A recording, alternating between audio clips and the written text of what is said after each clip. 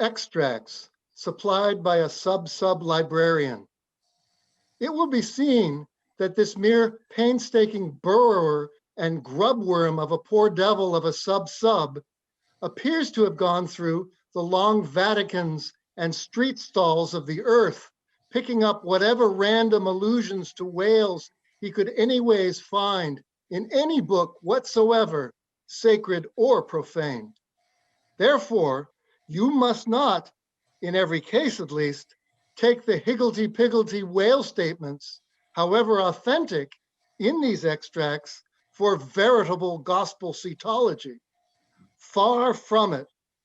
As touching the ancient authors generally, as well as the poets here appearing, these extracts are solely valuable or entertaining as affording a glancing bird's eye view of what has been promiscuously said, thought, fancied, and sung of Leviathan by many nations and generations, including our own.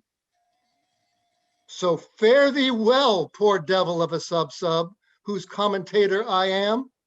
Thou belongest to that hopeless, sallow tribe which no wine of this world will ever warm, and for whom even pale sherry would be too rosy strong, but with whom one sometimes loves to sit and feel poor devilish too, and grow convivial upon tears, and say to them bluntly, with full eyes and empty glasses, and in not altogether unpleasant sadness, give it up, subs, for by how much the more pains ye take to please the world, by so much the more shall ye forever go thankless. Would that I could ever clear out Hampton Court and the Tuileries for ye, but gulp down your tears and hie aloft to the royal mast with your hearts, for your friends who have gone before are clearing out the 7-storied heavens and making refugees of long-pampered Gabriel, Michael, and Raphael against your coming. Here ye strike but splintered hearts together. There ye shall strike unsplinterable glasses. And God created great whales. Genesis. Leviathan maketh a path to shine after him. One would think the deep to be hoary. Job. Now the Lord had prepared a great fish to swallow up Jonah. Jonah. There go the ships. There is that Leviathan whom thou hast made to play therein. Psalms. In that day, the Lord with his sore and great and strong sword shall punish Leviathan, the piercing serpent, even Leviathan, that crooked serpent, and he shall slay the dragon that is in the sea. Isaiah. And what thing soever besides cometh within the chaos of this monster's mouth, be it beast, boat, or stone, down it goes, all incontinently, that foul great swallow of his, and perisheth in the bottomless gulf of his paunch. Holland's Plutarch's Morals. The Indian Sea breedeth the most and the biggest fishes that are, among which the whales and whirlpools, called baleine, take up as much in length as 4 acres or arpins of land. Holland's Pliny. Scarcely had we proceeded 2 days on the sea, when about sunrise a great many whales and other monsters of the sea appeared. Among the former, one was of a most monstrous size. This came towards us, open-mouthed, raising waves on all sides, and beating the sea before him into a foam. Fuchs Lucian, The True History. He visited this country also with a view of catching horse whales, which had bones of very great value for their teeth, of which he brought some to the king. The best whales were catched in his own country, of which some were 48, some 50 yards long. He said that he was one of 6 who had killed 60 in 2 days. other or others' verbal narrative taken down from his mouth by King Alfred, AD 890. And whereas all other things, whether beast or vessel, that enter into the dreadful gulf of this monster's, whale's mouth, are immediately lost and swallowed up, the sea gudgeon retires into it in great security, and there sleeps. Montaigne. Apology for Raymond Sebon. Let us fly, old Nick. Take me if it's not Leviathan described by the noble prophet Moses in the life of pagan Job. Rabelais. This whale's liver was 2 cartloads. Stowe's Annals. The great Leviathan that maketh the seas to seethe like boiling pan. Lord Bacon's version of the Psalms. Touching that monstrous bulk of the whale or orc, we have received nothing certain. They grow exceeding fat, inasmuch as an incredible quantity of oil will be extracted out of one whale. Ibid, History of Life and Death. The sovereignest thing on earth is Parmacetti for an inward bruise. King Henry. Very like a whale. Hamlet. Which to secure no skill of leech's art mote him avail, but to return again to his wounds worker, that with lowly dart, dinting his breast, had bred his restless pain, like as the wounded whale to shore flies through the main. The Fairy Queen. Immense as whales, the motion of whose vast bodies can in a peaceful calm trouble the ocean till it boil. Sir William Davenant, Preface to Gondibert. What spermaceti is, men might justly doubt, since the learned Hosmanos, in his work of 30 years, saith plainly, nescio quid sit. Sir T. Brown, of spermaceti and the spermaceti whale, vide his V.E. Like Spencer's talus with his modern flail, he threatens ruin with his ponderous tail. There fixed javelins in his side he wears, and on his back a groove of pike appears. Waller's Battle of the Summer Islands. By art is created that great Leviathan called a commonwealth or state, in Latin civitas, which is but an artificial man. Opening sentence of Hobbes' Leviathan. Silly Mansell swallowed it without chewing, as if it had been a sprat in the mouth of a whale. Pilgrim's Progress. That sea beast Leviathan, which God of all his works created hugest that swim the ocean stream. Paradise Lost. There Leviathan, hugest of living creatures, in the deep, stretched like a promontory, sleeps or swims, and seems a moving land, and at his gills draws in, and at his breath spouts out a sea. Ibid. The mighty whales, which swim in a sea of water and have a sea of oil swimming in them. Fuller's Profane and Holy State. So close behind some promontory lie the huge Leviathan to attend their pry, and give no chance but swallow in the fry, which through their gaping jaws mistake the why. Dryden's Annus Mirabilis. While the whale is floating at the stern of the ship, they cut off his head and tow it with a boat as near the shore as it will come, but it will be aground in 12 or 13 feet water. Thomas Edge's 10 Voyages to Spitzbergen in Purchas.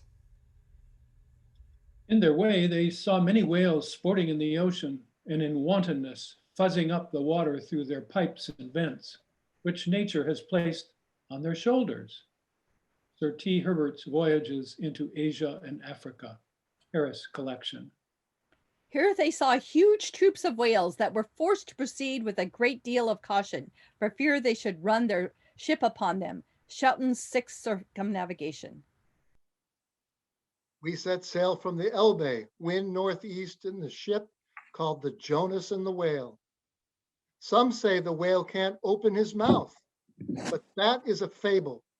They frequently climb the mast to see whether they can see a whale, for the first discoverer has a ducat for his pains. I was told of a whale taken near Shetland that had above a barrel of herrings in his belly. One of our harpooneers told me that he caught once a whale in Spitsbergen that was white all over. A Voyage to Greenland, AD 1671 Harris collection. Several whales have come in upon this coast, Fife, anno 1652. One 80 feet in length of the whalebone kind came in, which, as I was informed, besides a vast quantity of oil, did afford 500 weight of baleen. The jaws of it stand for a gate in the garden of Pitferren. Sibbald's, Fife, and Kinross.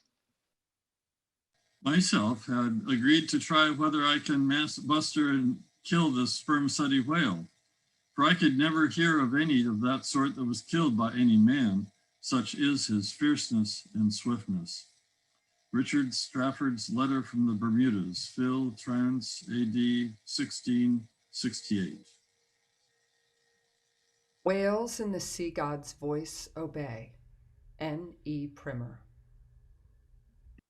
We saw also abundance of large whales, there being more in those southern seas, as I may say, by 100 to 1 than we have to the northward of us. Captain Cowley's Voyage Round the Globe, AD 1729. And the breath of the whale is frequently attended with such an insupportable smell as to bring on a disorder of the brain. Ulloa's South America. To 50 chosen sylphs of special note, we trust the important charge, the petticoat. Oft have we known that sevenfold fence to fail, though stuffed with hoops and armed with ribs of whale. Rape of the Lock. If we compare land animals in respect to magnitude with those that take up their abode in the deep, we shall find that they will appear contemptible in the comparison. The whale is doubtless the largest animal in creation. Goldsmith, Natural History. If you should write a fable for little fishes, you would make them speak like great whales. Goldsmith to Johnson. In the afternoon, we saw what was supposed to be a rock, but it was found to be a dead whale, which some Asiatics had killed and were then towing ashore. They seemed to endeavor to conceal themselves behind the whale in order to avoid being seen by us. Cook's Voyages. The larger whales, they seldom venture to attack. They stand in so great dread of some of them that when out at sea, they are afraid to mention even their names and carry dung, limestone, juniper wood, and some other articles of the same nature in their boats in order to terrify and prevent their too near approach. Una von Troil's Letters on Banks and Solander's Voyage to Iceland, 1772.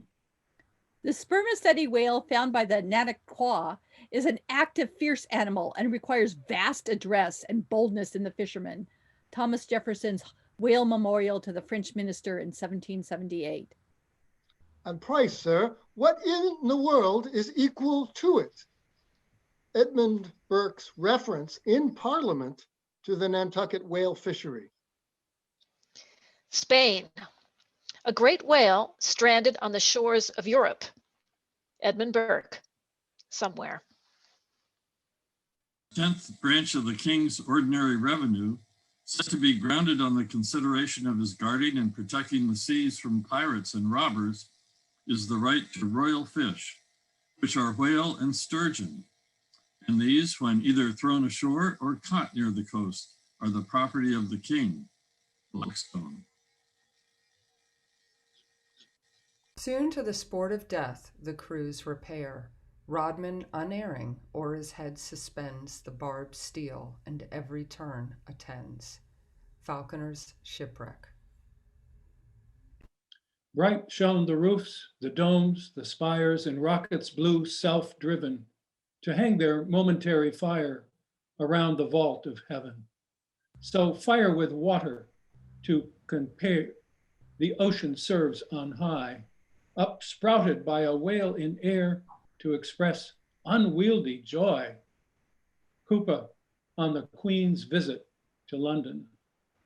10 or 15 gallons of blood are thrown out of the heart at a stroke with immense velocity. John Hunter's account of the dissection of a whale, a small-sized one. The aorta of a whale is larger in the bore than the main pipe of the waterworks at London Bridge, and the water roaring in its passage through that pipe is inferior in impetus and velocity to the blood gushing from the whale's heart. Paley's Theology. The whale is a mammiferous animal without hind feet. Baron Cuvier. In 40 degrees south, we saw spermaceti whales, but did not take in any until the 1st of May, the sea being then covered with them. Coolnets voyaged for the purpose of extending the spermaceti whale fishery.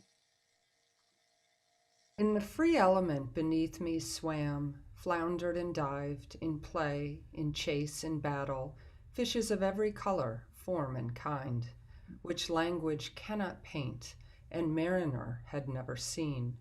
From dread Leviathan to insect millions peopling every wave, gathered in shoals immense like floating islands, led by mysterious instincts through that waste and trackless region, though on every side assaulted by voracious enemies, whales, sharks, and monsters, armed in front or jaw, with swords, saws, spiral horns, or hooked fangs. Montgomery's World Before the Flood. Io, paean, Io, sing to the finny people's king. Not a mightier whale than this in the vast Atlantic is, not a fatter fish than he flounders round the polar sea. Charles Lamb's Triumph of the Whale. In the year 1690, some persons were on a high hill observing the whales spouting and sporting with each other, when one observed, there, pointing to the sea, is a green pasture where our children's grandchildren will go for bread. Obed Macy's History of Nantucket. I built a cottage for Susan and myself and made a gateway in the form of a Gothic arch by setting up a whale's jawbones. Hawthorne's Twice Told Tales. She came to bespeak a monument for her first love, who had been killed by a whale in the Pacific Ocean no less than 40 years ago. Ibid. No, sir, 'tis a right whale, answered Tom. I saw his spout. He threw up a pair of as pretty rainbows as a Christian would wish to look at. He's a real rat, oil butt, that fellow. That's Cooper's Pilot. The papers were brought in, and we saw in the Berlin Gazette that whales had been introduced on the stage there. Eckermann's Conversations with Goethe. My God, Mr. Chase, what is the matter? I answered, we have been stove by a whale. Narrative of the shipwreck of the whale ship Essex of Nantucket, which was attacked and finally destroyed by a large sperm whale in the Pacific Ocean, by Owen Chase of Nantucket, first mate of said vessel, New York, 1821. A mariner sat in the shrouds one night. The wind was piping free. Now bright, now dimmed was the moonlight pale, and the phosphor gleamed in the wake of the whale as it floundered in the sea. Elizabeth Oakes Smith. The quantity of line withdrawn from the boats engaged in the capture of this one whale amounted altogether to 10,440 yards, or nearly 6 English miles. Sometimes the whale shakes its tremendous tail in the air, which, cracking like a whip, resounds to the distance of 3 or 4 miles. Scoresby. Mad with the agonies he endures from these fresh attacks, The infuriated sperm whale rolls over and over. He rears his enormous head and with wide expanded jaws snaps at everything around him. He rushes at the boats with his head. They are propelled before him with vast swiftness and sometimes utterly destroyed. It is a matter of great astonishment that the consideration of the habits of so interesting and, in a commercial point of view, so important an animal as the sperm whale should be so entirely neglected, or should have excited so little curiosity among the numerous, many of them confident observers that of late years must have passed the most abundant and the most convenient opportunities of witnessing their habitudes. Thomas Beale's History of the Sperm Whale, 1839. Cachalot sperm whale is not only better armed than the true whale, Greenland or right whale, in possessing a formidable weapon at either extremity of its body, but also more frequently displays a disposition to employ these weapons offensively and in a manner at once so artful, bold, and mischievous as to lead to its being regarded as the most dangerous to attack of all the known species of the whale tribe.